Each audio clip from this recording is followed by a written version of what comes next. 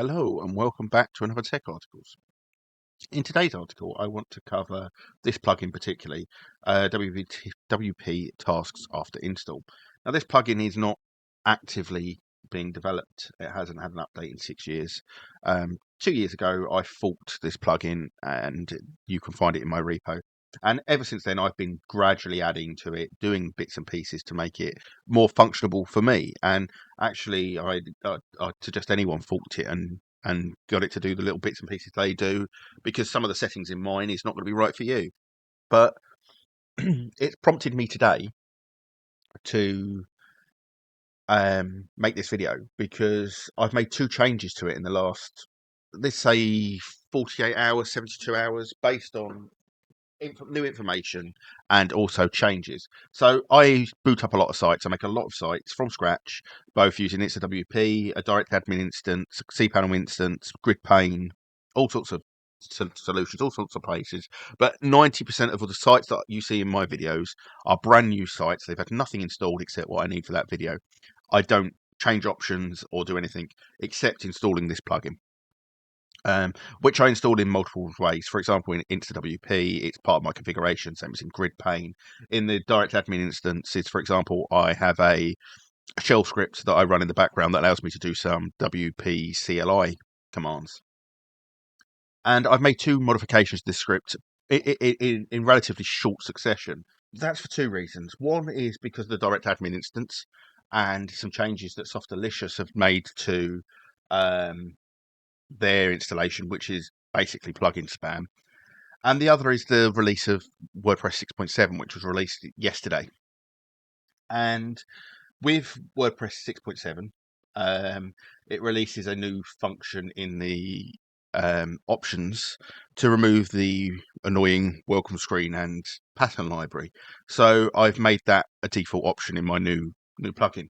So first I go to the repo, and this is the plugin I have. It is a release. I put it down from the release in all of my automatic scripts and all my configurations. And the last three edits I've made are listed there, and you can see the commits that have been made over time to this. So this is the one I made on the 8th. This is the one I made today.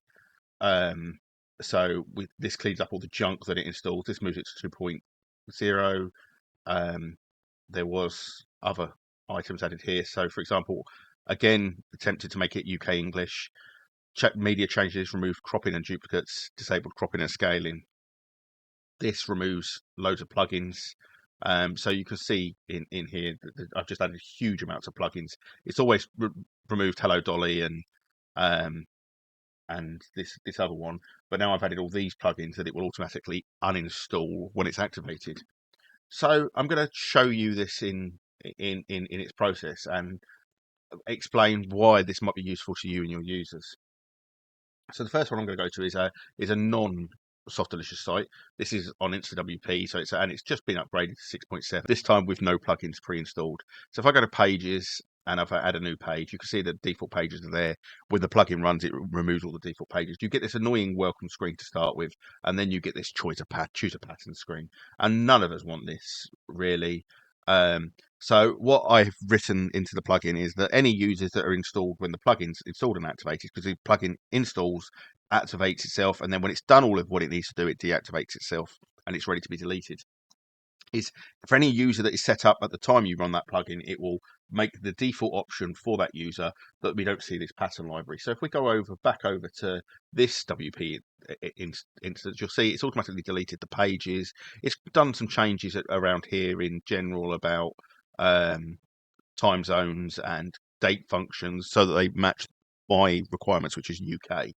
And if we go to appearances here, you'll see it's got all the default themes. I haven't removed any themes or anything in that respect. And what I'm going to do now is I'm going to head over to two separate installs that are base installs. One we're going to install the plugin on, and one we're not, and we're going to see the difference in behavior. So this one here, we're going to install the plugin on. You can see the reason I've added what I call the plugin spam problem. This is all installed automatically. Every one of these is installed automatically by Softalicious when creating a new site. to me, it's untenable. It's just ridiculous. So I'm going to add a new plugin. I'm going to upload that plugin, and I'm going to grab that off screen, and I'm just going to drag it into here. And usually I'd do this via the command line, but so that you can see everything I'm doing, I want to show you it on screen. So I'm then going to activate that plugin, and there'll be a few error messages because we've had to log in to do it, where it's removed all the plugins. And now if we go to plugins, the only plugin available is what we've just installed. It doesn't need to stay there. It's modified. We can delete it. It's run. It's deleted. So now we go back into our general settings and stuff, and you'll see we're back into London and all of that. And our pages, we've got none, and there's other changes in there as well. But if we go to add a new page, immediately we will get a blank Gutenberg page. No welcome screen, no pattern library. Now if we go and look at a install where I haven't used this plugin, which is this next one here, this is a brand new install that doesn't appear to that's got all of the plugins installed, but most of them aren't activated. So you've got all of the spam there actively taking place. You've got pages that you don't want already still existing. All sorts of other issues. And if we go to add a new page, we immediately see the pop up of the pattern library to tell us the thing. And this is behavior we don't want. And what this, if we look at some of the differences in how this plugin works, if we go to general down here, you can see it's UTC is the default. This is the default date format and time. And there's other settings that it changes, and actually they're really easy to check in the repo. You can see it's a single file item. You can see the things it does. There's relatively good descriptions. If I've done anything that's particularly different, I've put that in there. I've done it. So yeah, you can see what I've done and why I've done it, and I tend to date and put why I've done, or a comment to why I've made the changes.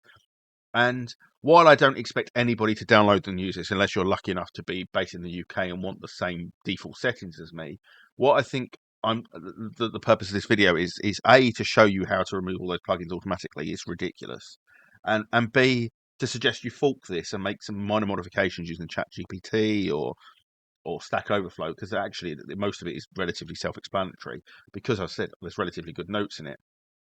So if you want to change, just pick one. The plugins that are deleted, you want to add a particular plugin that your host installs that you don't want. Now you can. You want to change your time zone.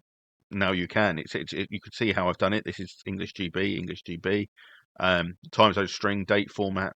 I will say that I'm having an issue with language. I can't get it to constantly work with British English. It's one of the ones I keep trying. It's just not great as an option, and I will continue to try all things until I find a way to do it 100% of the time. But you can see what I've done here. But you could change this to another locale.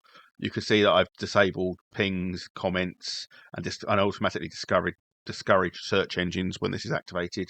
That's how I want my site, so that's what it does. And then you've got removing of unactivated themes. We don't want loads of themes left in place. So if we go to here, plugins, this is the other one. So we go here, plugins, appearance. We see we've only got one theme, but in the general one, you see we've got 4. Who wants 4 themes they're not using? We only really want the one we're using. And in that case, it's 2024. So that would be our default theme. And if I was installing via a configuration, this plugin will install and activate first, and then my theme would install after it, so it doesn't delete the theme that I'm working on. And that's really it. Basically, I just wanted to show some of how I prepare a site for use, and while as a good place to send people to if they ask why my default site is different, because a few of my videos you would have noticed the pattern library popping up and getting in the way, and I've had to close it down, and I probably made a comment about how annoying it is. And now this option is available in 6.7. I've set it to be automatically disabled, so it shouldn't ever be a problem in any of my videos moving forward.